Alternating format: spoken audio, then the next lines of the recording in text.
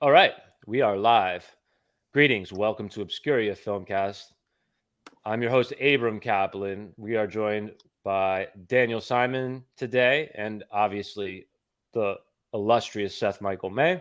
Am I illustrious? Thank you. Today you are. The illuminated Seth Michael May because The you're the most Illuminati, actually. you're the brightest. You're the I've been trolling most people and illuminated of asking all them of to us. join the Brotherhood because there's so much we can offer you. It's a secret society of millionaires and billionaires who get there. Have you ever gotten that? Billionaires I've and been getting a millionaires. lot of bots sending me stuff about the Illuminati. About the Illuminati. It's really funny and it's a scam. Anyway, I'm illustrious and illuminated, and yes, and Dan Simon is looking really cinematic. And well, I thought I'd put on a wide angle lens and be monochrome as an homage to the Polish cinema that Polanski came from. Yeah, and so it should be abundantly clear at this point that Dan Simon is an actual filmmaker. He is a director. Seth Michael May is an actual actor with no tech, like he's a Luddite actor with not a lot of technology. Oh yeah, stuff. I mean, look how I'm coming in. I mean, And I'm a non-actor, a non-film person who has some audio experience from my long history doing music. Long history of audio experience. I mean, don't. Yes. But so I guess if we join forces, we may all three of us have something to bring to the table for the topic that we're discussing tonight, which is Roman Polanski's 1988 film, Frantic, shot in Paris, starring his soon-to-be wife at the time, Emmanuel. I'm never sure exactly how to pronounce it. Seigner. I don't know because it's a Germanic name and she's French, right? Seigner. I don't know. From the same, like Seigner, right? But that's not a French name. I mean, is she Jewish? I can never I thought she was, but then I looked on Wikipedia and it didn't say anything about it. I don't know. Anyway, she's beautiful and very talented actress who shortly after the making of this film became Roman Polanski's wife, while Roman Polanski was in exile. And I chose this film. It's a film that I don't remember how. I think I found this was one of those weird movies that I think I found it on a VHS tape. Like this is one of those things that somebody, like maybe my older sister or somebody, like one of my friends had like some crusty VHS tape that had been taped over a gazillion times, and it was like this movie was on it, and it had like been taped from TV, and it cut off about like 20 minutes before the ending. So I watched this movie like 5 times as a relatively young person. And you didn't see the end? Never seen the ending until I could actually get a copy of the original film, which wasn't until later. That explains but I was so totally fascinated by the movie. That's interesting. When I discovered it. And so this is one of those films. And it's our second Roman Polanski film. The other one was The Tenant, which I picked too. It's also in Paris. Another film set in Paris, and I don't know. Some parallels. There are parallels. Yeah, it's just. I feel like every film he's ever done has parallels. Yeah, that's true. But I'm just saying specifically the Hitchcock thing, and the tragic death of a woman.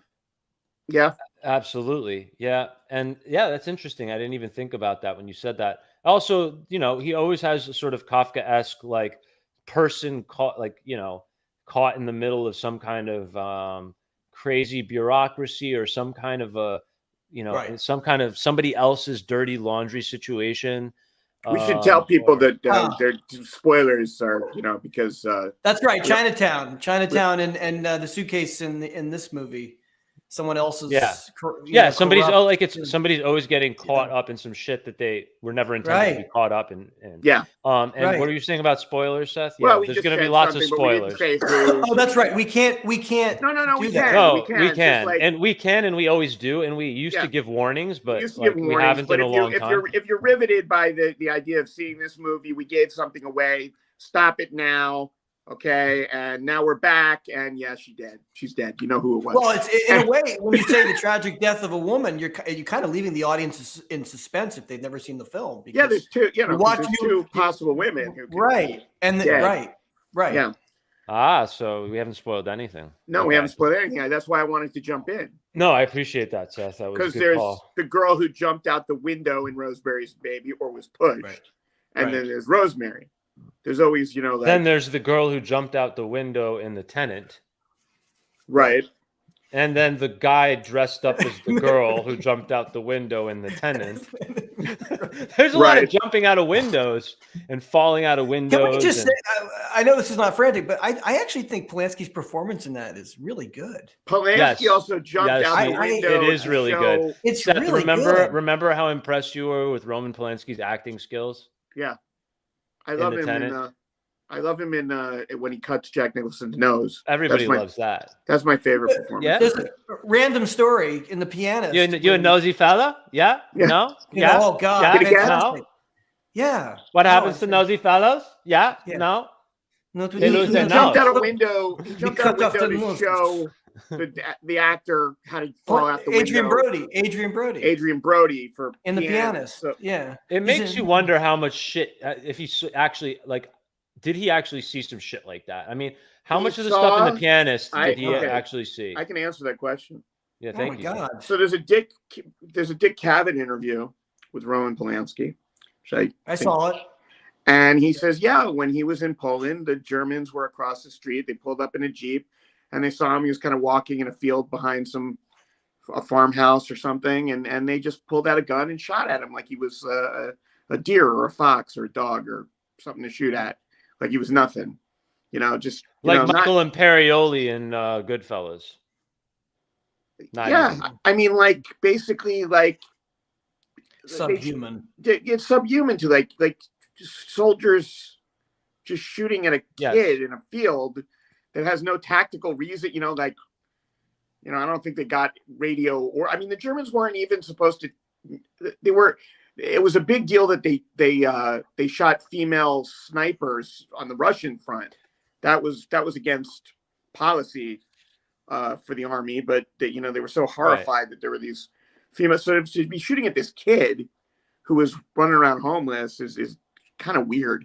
And he just talked about it these things kind of happened. So he definitely the theme in Polanski's movies of you can't really trust anyone. Or at least they're just so locked into bureaucratic nonsense that you're going to have to do a whole lot of work to hook them to help you, that they might as well be an enemy. Sure. That it's it's hard. No, but also the remarkable talent of a director who doesn't really write. He's written, but he often does not write his films. But most of his films are adaptations of other written. But not only that, he rarely is credited as the screenwriter. Right. And yet every film he's bringing a tremendous amount of personal life experience to the work. Absolutely. which is very rare for a director who doesn't write. It is. There's I can think of two, Scorsese and Polanski. Bergman is a writer. Kubrick writes the screenplays. Orson Welles writes the screenplays. These guys, those two don't.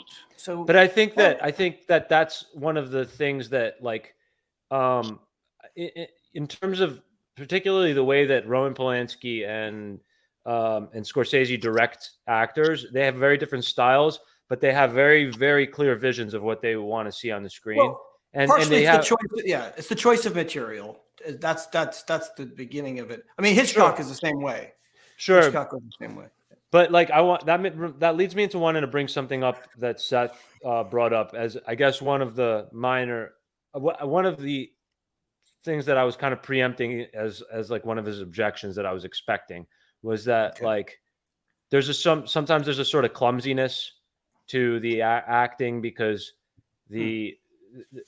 I don't know, there's there's a lot of awkwardness in Roman Polanski's scenes, and the acting is hard to direct, and it seems like he has to be very hands-on at times because he shows people how they need to move, and and like, because like sometimes you'll get that through more gentle direction, but sometimes it just has to look a certain way, and he knows how to do it, and he just does it. And I don't know. Wait, you're saying I'm sorry, Seth, idiosyncratic style. Well, that was a flaw. No, but that was a flaw for you in Frantic? No, he's not. No, I'm not saying that Seth is characterizing that as a flaw. I'm saying because of Roman Polanski's style, he often puts actors in a position where it makes it very difficult for them to act appropriately, to do their job the way they would normally do it.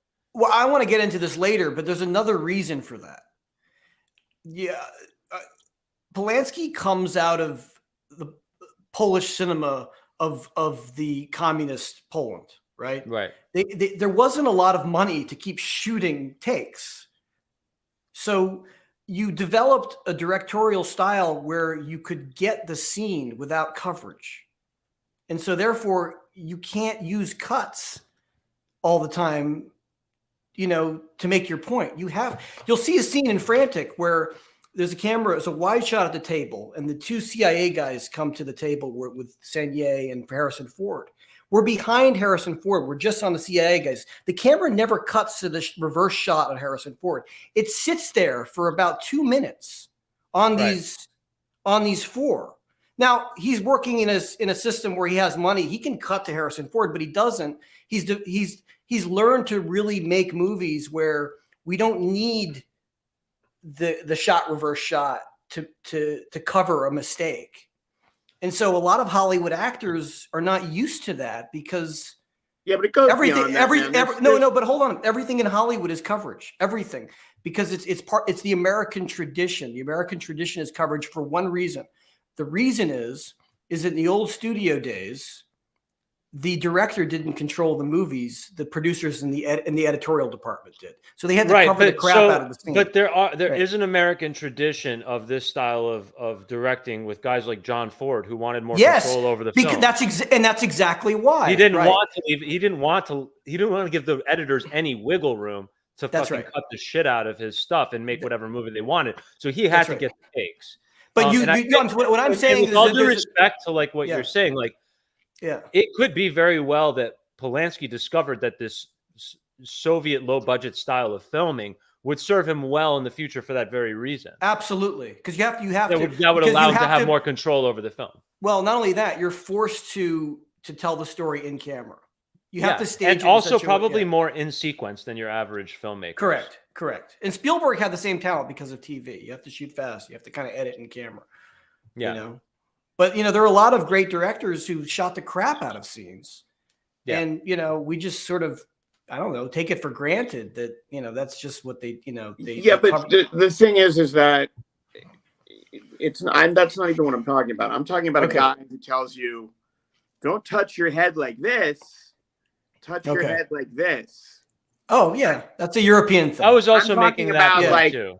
Don't put your hand on the table like that. Put your hand on the table. Like there's clips of him literally taking Mia Farrow's hand and putting it an inch in another direction or on the other side of a glass, which I get if it is a continuity thing, but it really, like on Rosemary's Baby, like people couldn't believe it because like one of the people there is Cassavetes.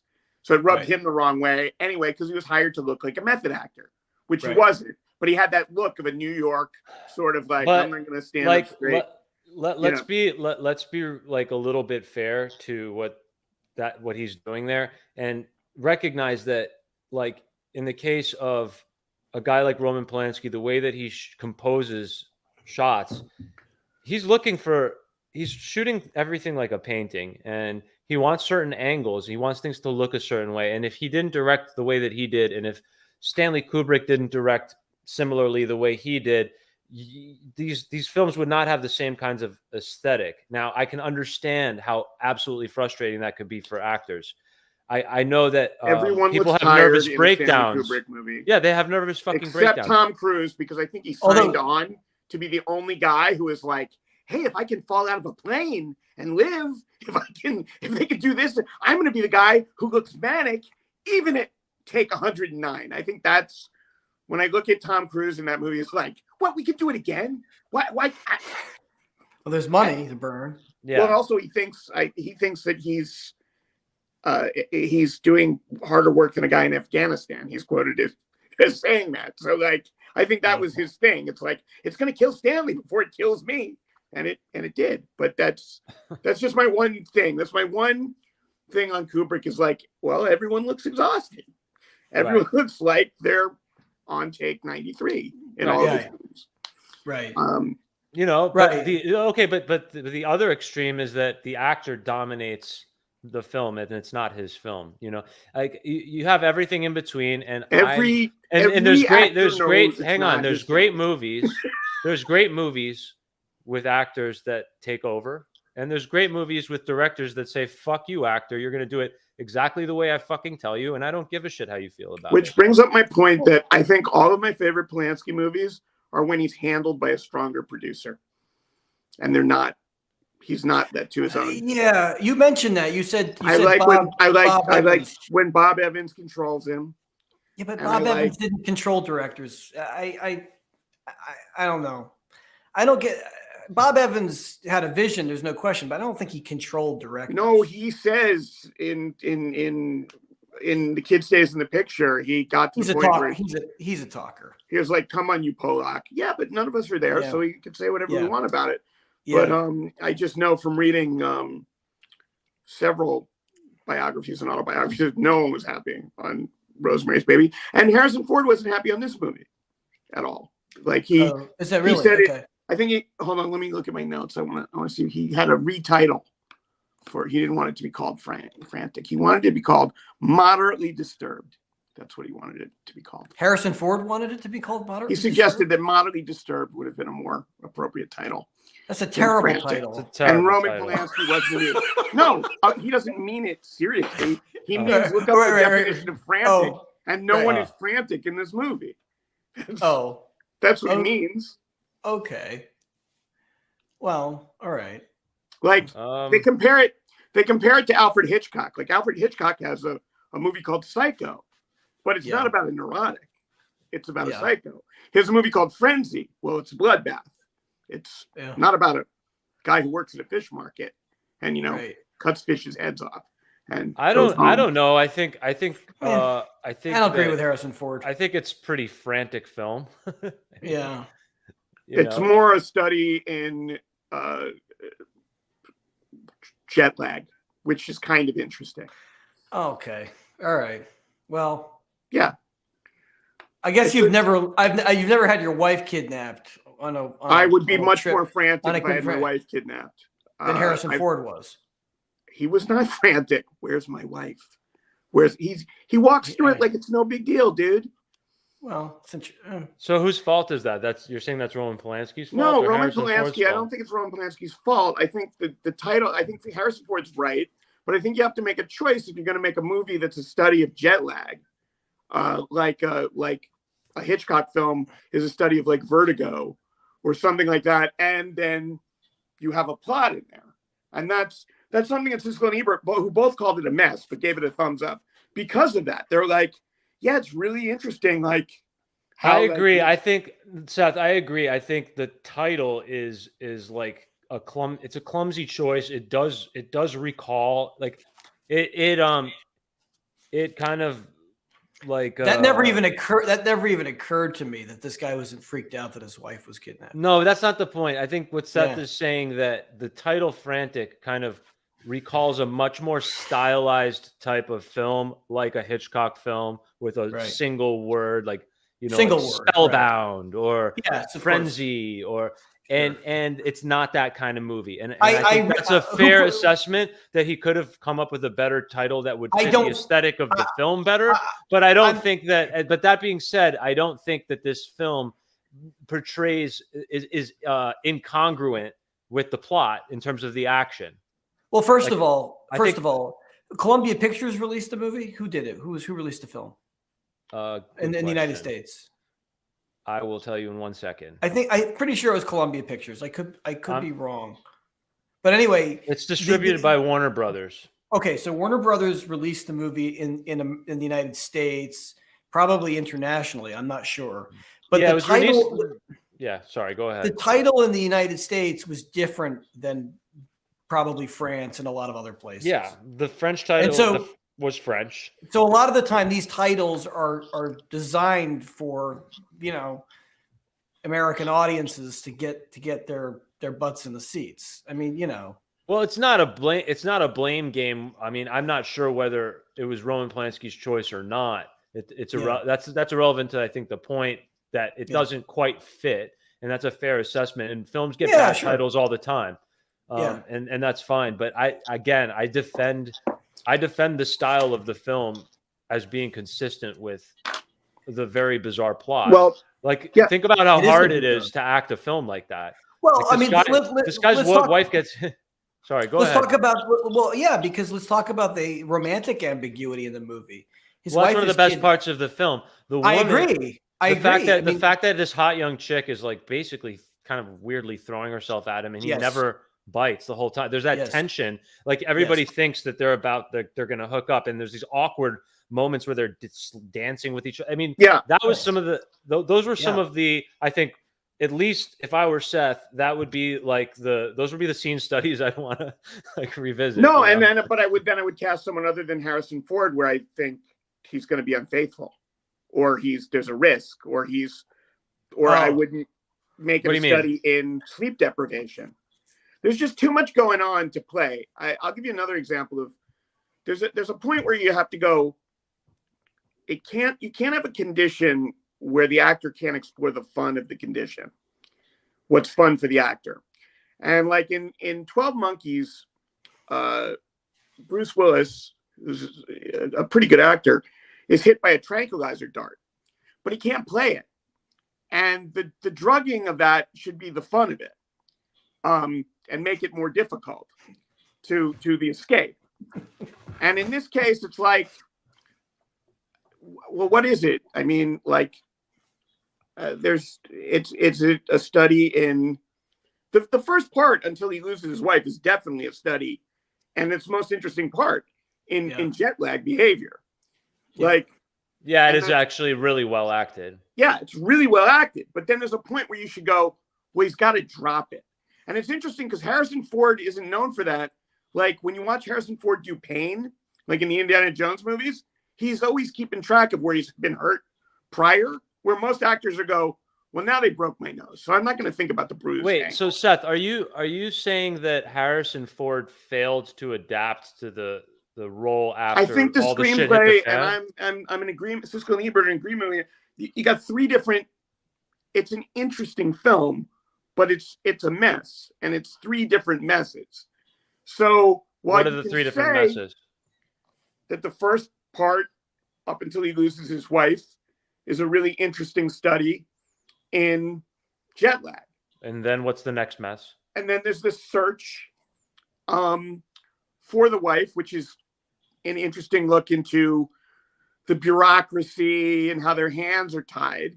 And then there's this sort of romance, rooftop kind of, but you never think that it's really risky because it's Harrison Ford, and he's not late romance, and you don't like. It's interesting because it's like if you thought she was unfaithful from the beginning, you think, well, maybe he'll be unfaithful, but you really don't. Except that it's an '80s film, and most '80s guys, found the opportunity to. And in your typical, to be fair, in your typical '80s film, like you have to like. You always compare hang on. Compare this film to like a shitty thriller from the late '80s, and this film is one thing you got to credit with. This film is a complete like 180 from what you expect it to be. There's a lot of great things about this film. There's no cliche. There's no titties. There's no cliche like titty nipple shots. When you see someone in a shower, it's Harrison Ford. And come on, and how good was the scene with the cocaine with the fucking drug dealer? Oh no, no, that's like the best scene. The white lady. It's all good, and it's great scene study material because overall it doesn't work, and the scenes on themselves work, but it's kind of like a quilt where you started with images of superheroes, and then it's a classic quilt, but it's just. The purpose of the quilt was just to keep you warm for the winter. It wasn't to make a quilt to hang up on the wall at the MoMA. But and people have never seen this film at this point will have no idea what the fuck we're talking about, yeah, because we didn't give them any plot overview or anything today. I actually watched, which is kind of cool, but it's on YouTube. You can watch Siskel and Ebert's review, and it's like they both give it thumbs up, but they don't like it. They like, and they say that it's a. Why would they give it thumbs up? Because he had done Pirates right before it, which was a huge bomb, and I think. I don't dislike the movie. I just thought it was really boring, and it took me 3 days to get through it. And really? I never wait. Judy didn't get through the documentary last week on I Spit on Your Grave. I almost didn't get through this movie. I was like, oh man, this is. And also another thing is, there are other movies that do parts of this movie better, like. I don't know where my wife thing is, and I'm in a foreign country is done better by Nick Roeg in Don't Look Now. The whole jet lag thing. I like that film as well, actually. No, it's a great film, and it's another film where you're like dealing with a bureaucracy that's like, why are you talking to us about? But that has paranormal sort of. Yeah, but don't you think whether it doesn't matter, like when you show up to like a police station or something like that, and your wife is missing, don't you think that they deal with so many wives who run off in Europe because they're in an unhappy marriage? Like the police. Well, yeah, that's exactly what I liked about it. I'm saying that like the disinterest. But what I also appreciated was the deconstruction, the complete shattering of the American romantic feeling about Paris. Like I like that. I like how he's, the wife singing "I Love Paris" in the shower. They're going to have this great, second honeymoon in Paris, and all of a sudden we're thrown into this little seedy underworld instead. It's almost like ripping apart the upper middle class American, romance with Paris. Yeah, and I don't know how they make him a surgeon because it falls right into the Jordan Peterson thing about romance novels, where the guy is always a surgeon, a CEO, a pirate, a werewolf or a vampire. An Uber achiever. So I mean, but he's an alpha. He's a complete alpha.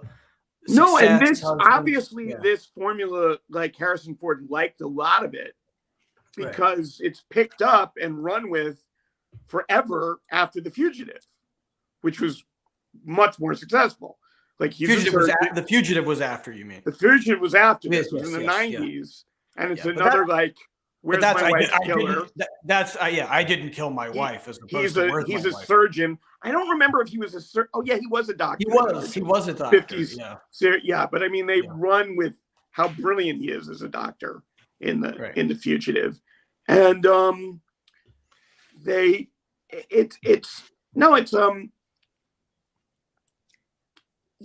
I mean, I'm amazed that it won Best Director.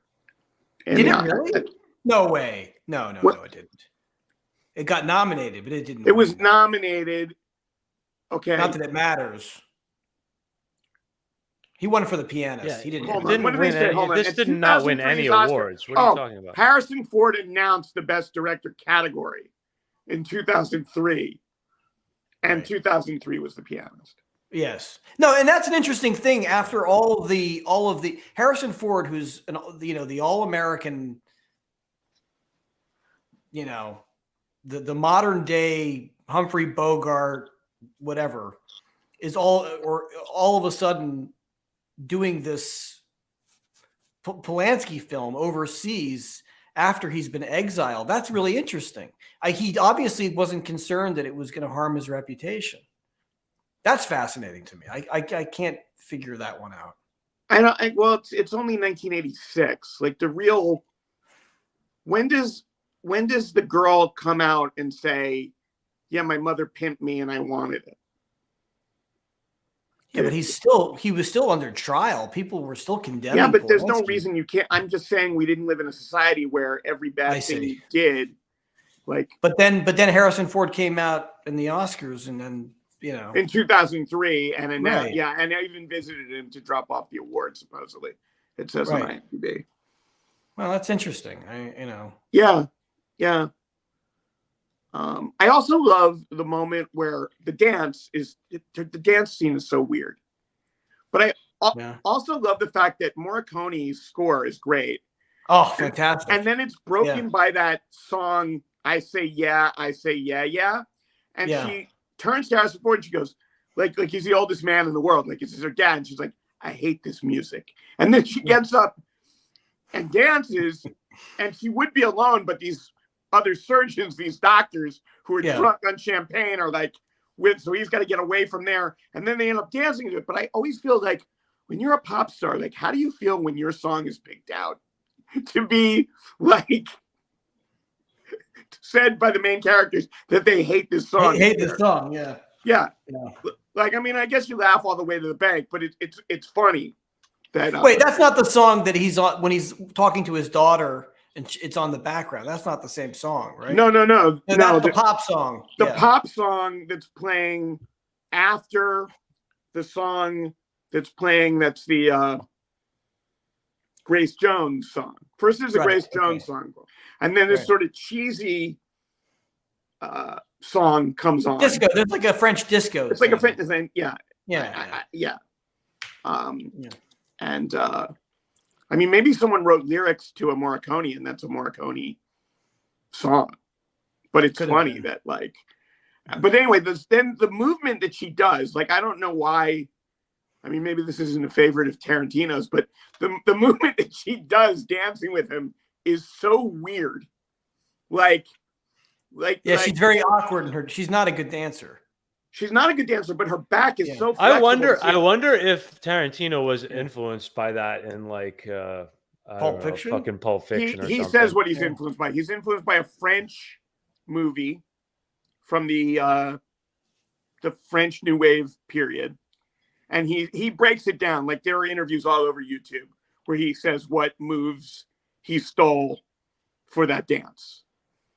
But there's some Godard movie where they're dancing, and maybe it's Band Apart or one of those. I think and it's like they don't look like dancers; they look like people who are just dancing to have fun. But he even says in the Aristocats, there's a thing that like one of the cats does, this movement that he choreographed that whole, like every move is a tribute, just like his fight scenes, like every move is a tribute. Well, to Tarantino Joe or something, but that's Tarantino's the cinema DJ.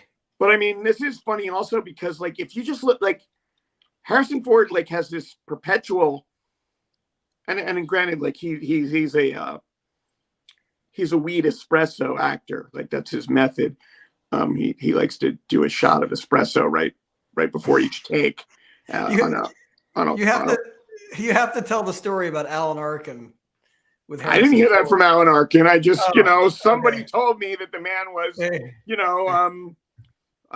he did a scene with him, and there was nobody home in there, and there hadn't been anyone home for 40 years. Now, the story I heard, which was absolutely not from Alan, was from someone who was doing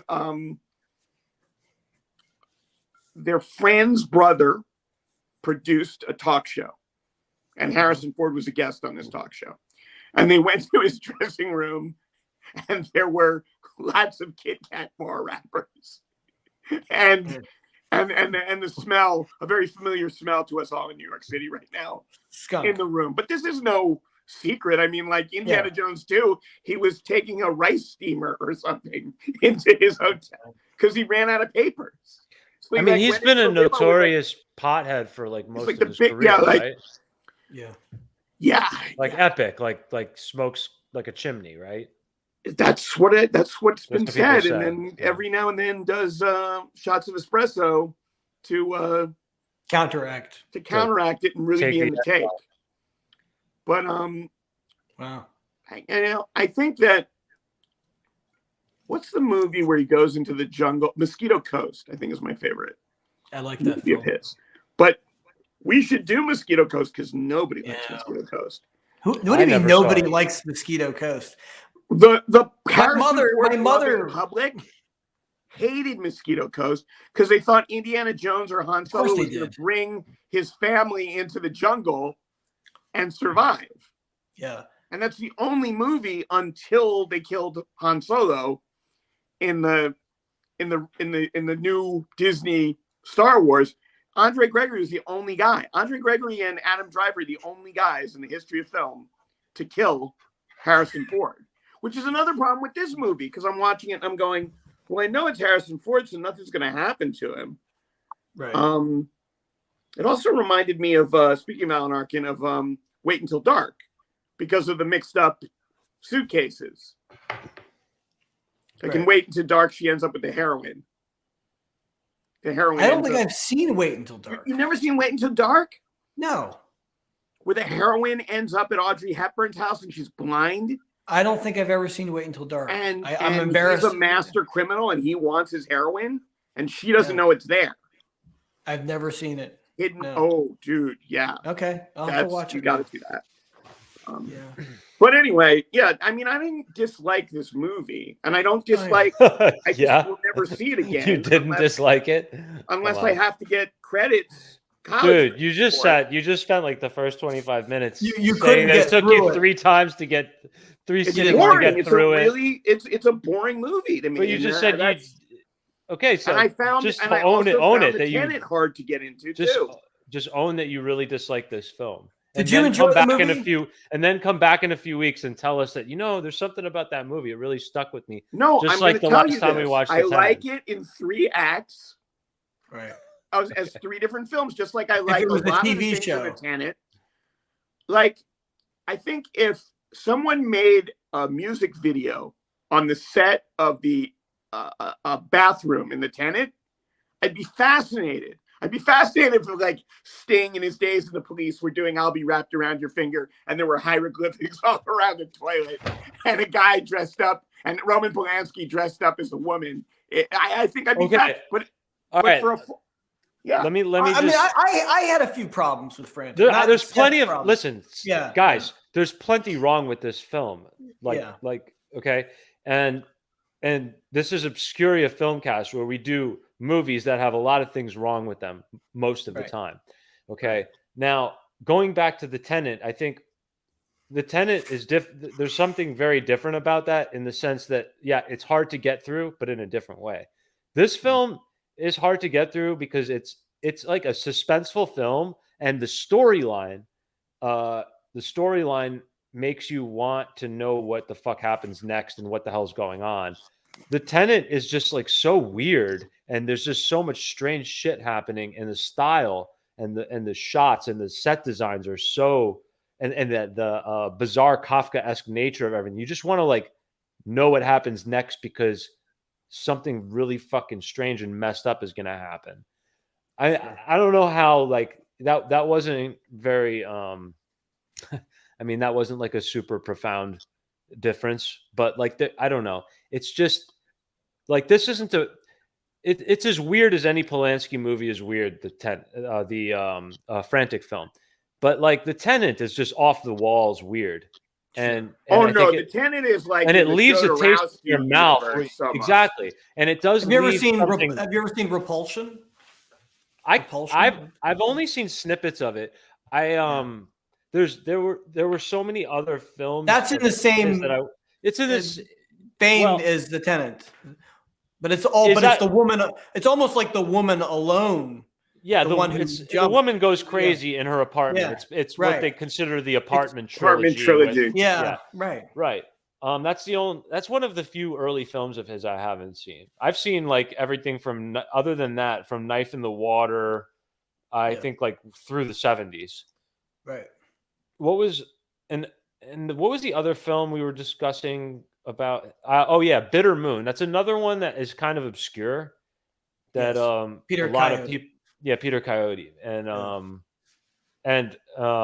Emmanuel or Coyote. It's not his real last name. It's that's like He's a Jew. He's a Jew. Yes, I think his name's like Cohen or something. And now he's Peter Coyote's like the narrator of everything. We should say, just because the world is so confusing, all of us are Jewish.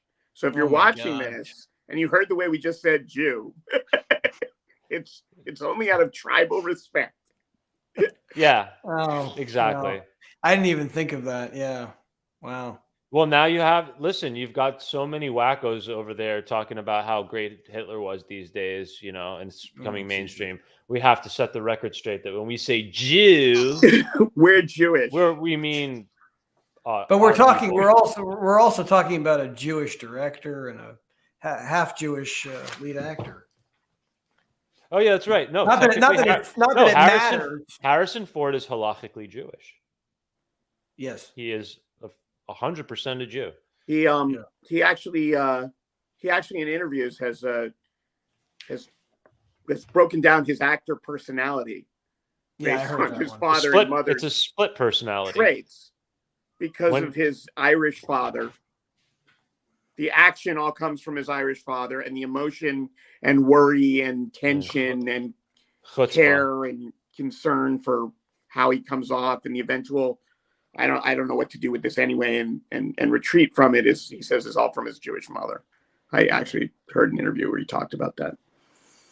That's interesting. Or rather, my mother turned me on to that interview because she heard it. Right. Yeah. Yeah.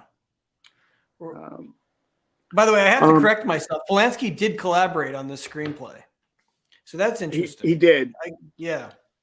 I'm reading something now on IMDb. Due to studio pressure, 15 minutes were trimmed, and the original running time and a new ending was shot.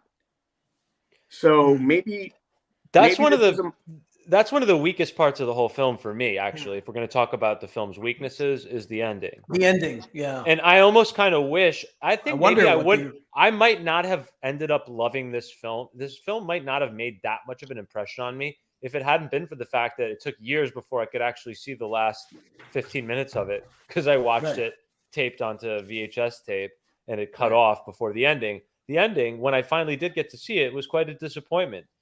I don't know. I kind of find the ending confusing in an interesting way, because I find myself she's the girl, the drug runner girl that Seigner plays is so tragic because she's such a fool. Yeah. That you just she's just a dumb chick. Who's who's basically like 19 years old, Right. She's like and a you kid. just feel, right. And obviously there's all this paternal shit going on with her and Harrison Ford, and she has feelings for him, and when the wife shows up, and even the wife's reaction to seeing her husband with this girl is very odd and strange and unexplained. And I think it's almost just like she's feeling the exact same thing. We just gave away the ending. That's all right. We said there were spoilers, and they should turn it off. And then there's no problem. But especially 43 minutes in. Yeah, two people. It's a tragedy. Just this kid. Getting shot in that situation. But and also the realizing that she's just such a nothing in comparison to this marriage. It's just so. What matters is him and his wife, and she's just disposable. Yeah. I just read some other interesting. Frantic is mentioned in the Canadian rock band Bare Naked Ladies song One Week. Like Harrison Ford, I'm getting frantic. Incidentally, this band was formed in 1988. I don't know them very well. Do you know them, Isaac? Abram as our music? No, I think I saw. I think I might have read about that. Maybe jumped down that rabbit hole. I think I vaguely remember hearing about the band Frantic, whatever. And then this is a great quote. When Polanski we lost your face. Seth. I know. I'm trying to read my screen at the same time. Okay, so when Polanski visited the Netherlands Film Academy in 1988, then freshman Cyrus Hirsch asked why he chose to make a bad film like Frantic.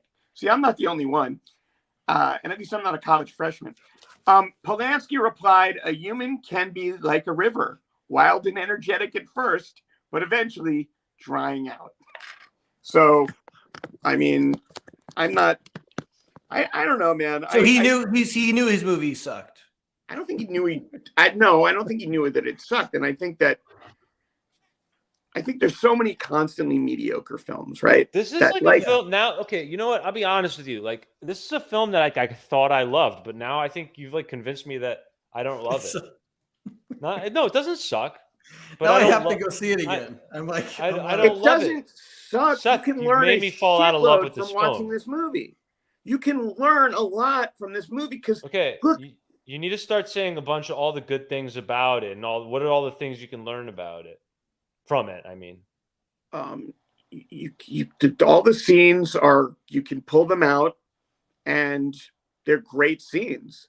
They don't fit together very well to advance the plot and the character, which they should to be. I guess, but each one is a really good. That's why I like the film. You know why? Because it's just like one badass music video after another.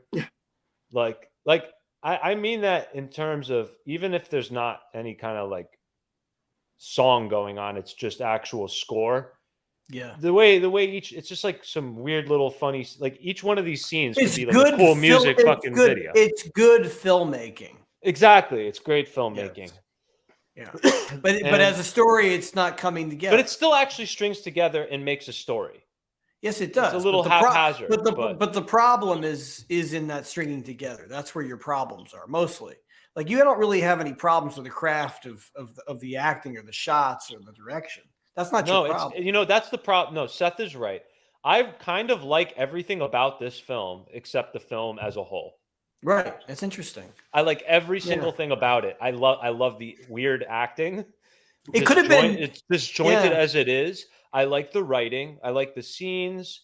Yeah. I like the the cinematography. I love the music. But as a whole, it's kind of a blob. Right. Even the French character actors are wonderful. The French character actors are wonderful. Great. The homeless guy in the bar, like the vagrant. Oh my God! And even the staff and the cops and the staff in the hotel. The concierge. That's the weightlifter guy. Well, him, but also the manager of the hotel. The manager of the hotel. Yeah. The older manager. The way he's looking at Harrison Ford with this sort of amusement. It's so strange and real. Yeah.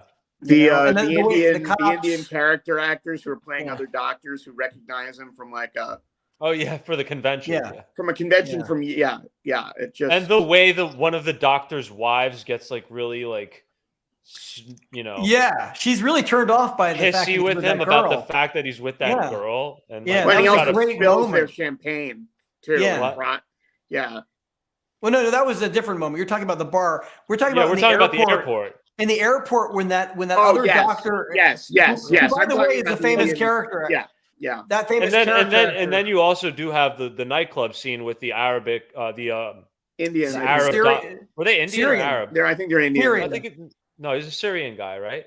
Or Persian or Syrian or something like that. I don't. Well, they say that the club that they're going to is very Arabic. It's mentioned in the dialogue. Yeah, exactly. That's why I assumed that one of the. Well, they're drinking champagne, and I thought it was an Indian accent, but I could be wrong. So I don't. It could be. It could be. I'm very apt to be wrong. The Jamaican guy's great. The white lady. You're looking for a white lady, and he thinks she's talking about her wife. Yeah, and then white lady is. And he's like, "I'll show you. Come." He takes him into the bathroom, gives him a bump of cocaine off of his pinky nail, and like he doesn't know what to do. He just kind of takes it.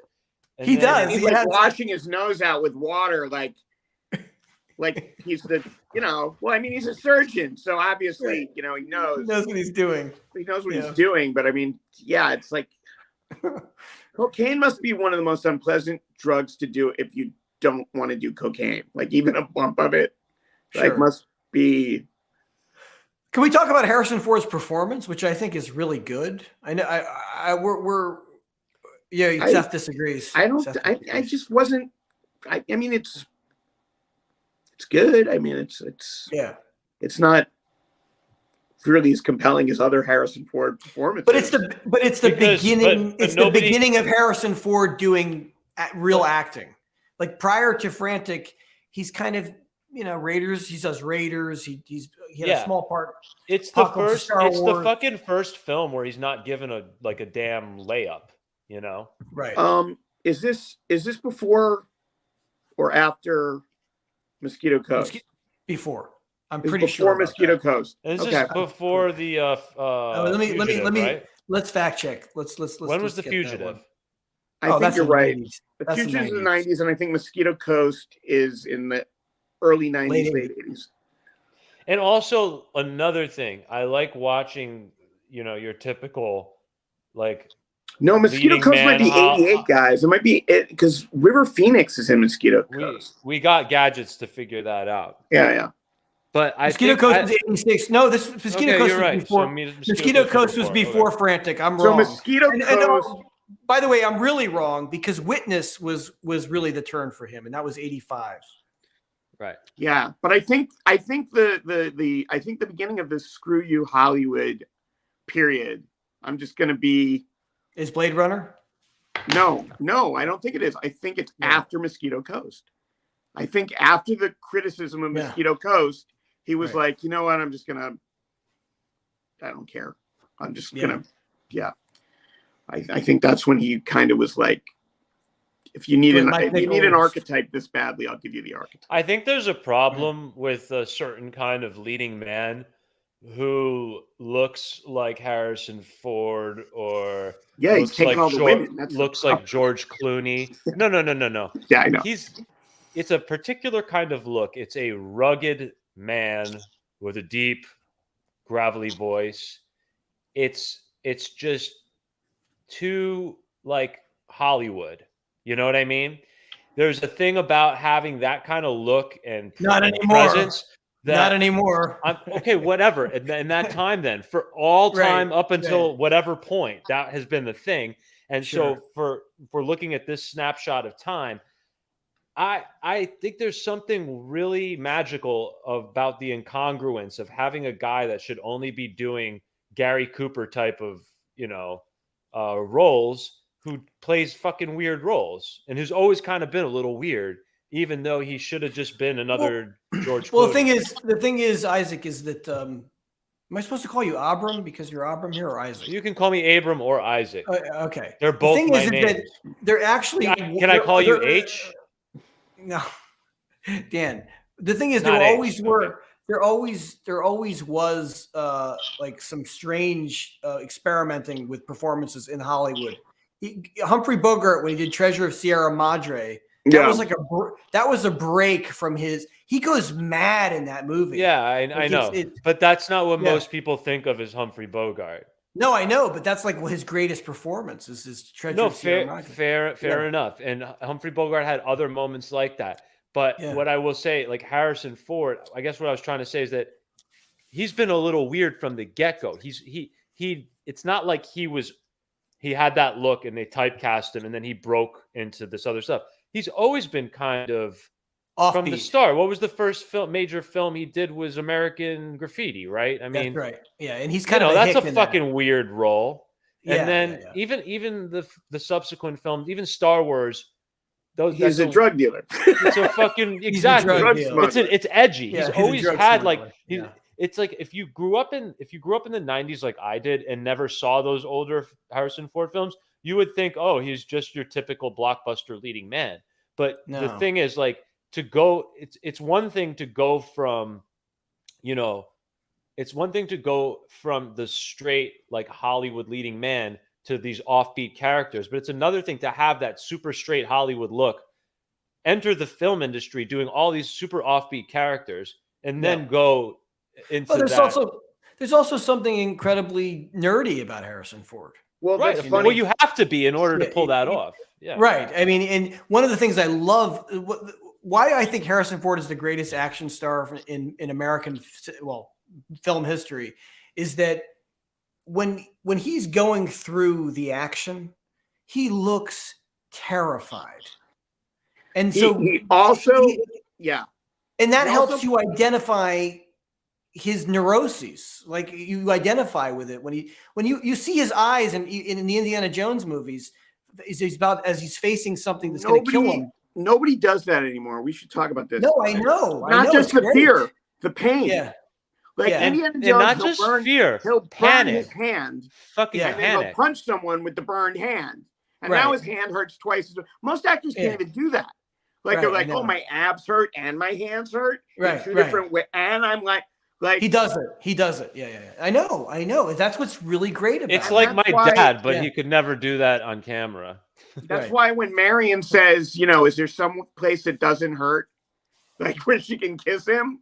Right. I mean, granted, in my neighborhood, we'd all go, yeah, there's somewhere that does, right? Wait, what are you referring to? In Indiana Jones, after he's been dragged through the world, and he's bruised and battered and broken. In the tent. They're in the tent. Tent. She's like, wants to kiss him and everything, or hug him, and everything hurts. And she's like, isn't there one place that doesn't hurt? And there's a pause, and I guess that's so that all the guys in the movie theater goes, I can think of one place that doesn't hurt. But then he goes like here. And then he finds a few tender places where she can kiss him. But you can't first of all, a lot of the actors we have now are big, giant wrestler weightlifting dudes. Chris Hemsworth can't play fear or pain.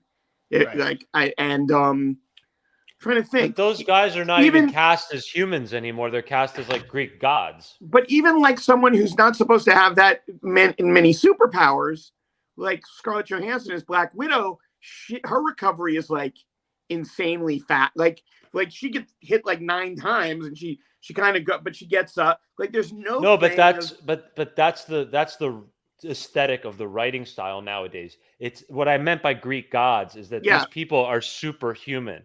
They're not supposed to be relatable.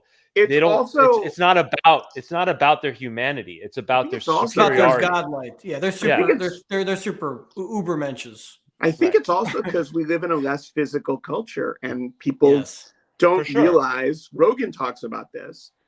How dangerous physical confrontation and easy it is to get hurt.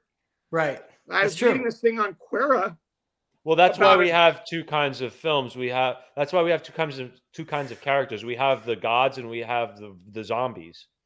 Because we're the zombies, not us specifically, but the human race is becoming zombified. And that's the horror version. And then the heroic version is for us to aspire to be like these superhumans that we could never be like. Yeah. Right.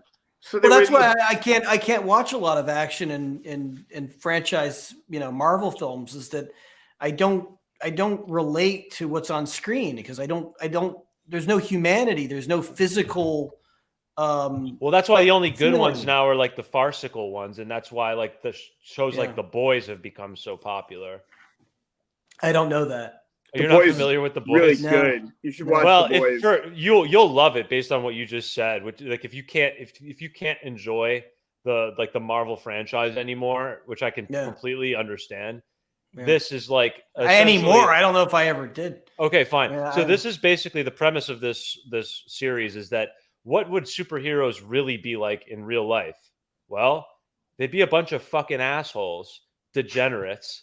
And they have a corporation that can't control themselves, that are obsessed with validation and attention, and they would be like Kim Kardashian. That's what they would be like. They'd be worse they'd be like Kanye West. They'd be like Kanye West on Alex Jones. That's what superheroes would be like, and that's this fucking show, The Boys. Right. That's The Boys. I to be fair, Christopher Nolan, what he did with those 2 Batman movies was really good. The first 2. I like them, but Abram. You don't like them? No, I do like the first one, even the Dark Knight. You don't like? No, I really like the first one. Yeah. I really have mixed feelings about Christopher Nolan, and I really love Christian Bale. It's hard. I got mixed feelings about the whole thing. I go back and forth. Part of the trouble that I have with We're not even talking about Frantic, by the way. Yeah, we do this all the time, bro. We do this all the time. We do that all the time. We talk about lunch if we want. Go ahead. I'm interrupting you. Go ahead. So no. It's fine. Actually, I'm not sure I want to do it because I need. Why don't you guys? Let me explain. We talk about superhero movies. No, that's fine. We're in the after show right now. We're almost in an hour. So, okay. Like, if this ends up on the podcast, we'll probably have cut it. This is the extra bonus shit for the people on YouTube. But did anyone come in the room today? Yeah, lots of people. Okay. But not like last time. The most people we had at any given time. We bored the shit out of everybody. Apparently, we've got one person, 2 people watching right now. But yeah, it's been, there's been people coming. Queen Bediaca did not. If anybody here is interested in discussing this, we're going to probably wrap it up in a few minutes. But if either of you 2 viewers right now would like to chime in about the movie Frantic, by all means, click the link in the description, join our live stream, and give us your 2 cents. But yeah, basically, I was trash talking the Christopher Nolan Batman films to my dear friend Lily and her 10, 11-year-old son. I forget. And he was like, are you nuts? Those are the best freaking Batman films ever made. It's better than any of the other ones. And I'm like, no, it's not. Come on. Michael Keaton's, the original first 2 Batman were better. And like, in the newest Batman, so we were getting, he was like, you don't know what he was like trash talking me. And I was like, okay, you know what, kid? I'm going to go back and rewatch them and, I'll see what's what. And I did. Like that night, I went back and I rewatched the first one, which was The Dark Knight. The first one, yeah. And I was like, okay, this is that's not. Batman Begins is Batman Begins. Yeah, Batman Begins. Sorry. Dark Knight and the Dark Knight Rises. Dark Knight Rises. Yeah. So I went back. I watched the first one, Batman Begins. I'm like, okay, this is a really good film, like all around masterpiece, right? Then I started watching the second one, and I was like, oh, this is why it's too just like it doesn't have the dramatic, rich plot that I like in a good, anti-hero film. And it just, I don't know, it was lacking something in the I don't know, it's too much style and too much. Did you like it more than Tim Burton's Batman? Which one was? Wait, Tim Burton. Tim Burton did 1990 Batman with Michael. Yeah, no, those are my favorite Batman. Really? Yeah, absolutely. Absolutely. No, I mean, I like them too, but no, I know. No, I love Michael Keaton in that. I love Jack Nicholson, and then the second one with Danny DeVito. I particularly the first one, but me too. Batman Returns is also awesome. I heard a great love the story Tim about Burton ones. Yeah, kickback on the second Burton movie. There was an interview with Tim Burton on Howard Stern, and he said that he got kickback. I'm like, oh my God, who got kickback? Tim Burton got kickback from the corporation because McDonald's was like, you ruined our Happy Meals. Like you made the characters so ugly and like we can't sell the Happy Meals.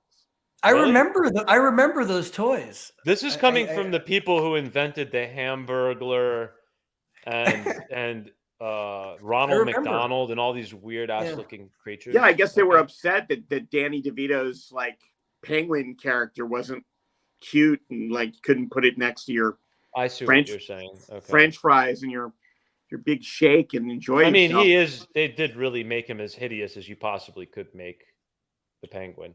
Yeah, that was It was not Burgess Meredith. No, it's not Burgess Meredith, right? Yeah. So at any rate, we're at around an hour and 3 right now. Any closing remarks on Frantic before we wrap it up? I go ahead, Seth. What did she go on to do other than marry the director? A lot of French movies. A lot of French movies. What did who go on to do? But they also they made another film together. They made another interesting. You're talking about Emmanuel Seigner. Seigner. They made another interesting movie together with Johnny Depp. It was a satanic film. And that was great. The Ninth Gate. And I liked the movie. I only saw it once when it came out in the theaters, and I still think about it. I saw it once, and I was having. I can't. It's not. It's not appropriate. Yeah, you don't want to go in there. You know, I think that I need to see it again because I remember watching it, and everyone I was watching with wanted the devil to show up. Like they wanted it to be not a culty, metaphysical. It was metaphysical. And I want to watch it now because I like movies where you don't know whether the character is losing their mind or going into a darkness that you as the viewer can't perceive because we can't see the supernatural. Well, she becomes Satan's incarnation at the end. Oh, we're giving away the movie. No, don't worry about it. It's not the day for that. We can give shit away, especially at the end. But yeah, well, she has that face that's satanic. I mean, there's something about her face. I'm sure she's probably a lovely person. Face. She does. She's just something very diabolical about her face. About Emmanuel Seigner. Oh yeah, I like her lipstick. Yeah. There's something. Whatever shade of lipstick that is. I like that lipstick. I don't know. My favorite collaboration is still Bitter Moon, where she plays the psycho. Yeah, that was interesting. Lover. But she gets cast that way sometimes. Yeah, she's good like that. She's like a femme fatale psycho. Yes. Yes, and he's attracted to. I mean, after you've been through what he's been, you need a little bit of horror in your relationship, you know. Yeah, he probably doesn't rest well at night, you know. I mean, that was. I think we might cut that part. Why? I don't think he should. Well, if he does. Like some of the stuff he did was kind of, you know. Can I talk about like the ending of Frantic for a second? Because maybe I'm projecting this, but I don't know. For some reason, I think the guy feels like he should have. He feels guilt that he wasn't home when she got. No, he definitely felt that. Have you seen his Macbeth? Yes, but it's in there too. That's the first movie he made afterwards. But he has, right. And so I'm just saying, like, I think he feels like he how could you not? Of course. So I'm just saying, but he's working it out in his films. Well, isn't that what you do with art? You work your shit out. Yes. Well, that's what I like about his work. Even as flawed as Frantic is, I just love. I like his view of the world. It's fascinating. Exactly. When you love, I love Roman Polanski as an artist. So, like, just to be able to see the world through his eyes, and you know, I'm grateful that I get to have that experience, even if the film isn't perfect. Even physically, right? His view of the world. I don't know if you noticed the way he sets cameras up, or he tends to use very wide lenses. Yeah. And you'll notice that the wide lens is always right up against the shoulder of the person opposite, as if it's little 5'5" Polanski coming up next to Harrison Ford, looking over Harrison Ford's shoulder. Like he shoots the way he sees the world. Right. And he also uses sound that has the effect of making the audience member feel small. And you feel like you're there in the action. Yeah. And when on all his films, whether it's Chinatown or Frantic or The Pianist, you're always right there in the middle of the action. The other thing he does is that the way he uses sound is the sound is always specific to the space. Most Hollywood movies, the sound is not specific to the space. With Harrison Ford, if the person's dialogue is coming from there, you're hearing it that way. If they're there, you're hearing it that way. If they're over here, you're hearing it that way. I love that. I like that. We're also not conditioned to hear sound like that, especially in a movie with Harrison Ford. Right, exactly. Because you're so used to in a Harrison Ford Hollywood sound. Everything is wiped. Right. Every sound is wiped. Every sound effect is put in artificially. The score is like gigantic. I mean, like that footage I sent you guys of watching Star Wars with the original sound is like it looks like Clerks. Yeah, it's funny.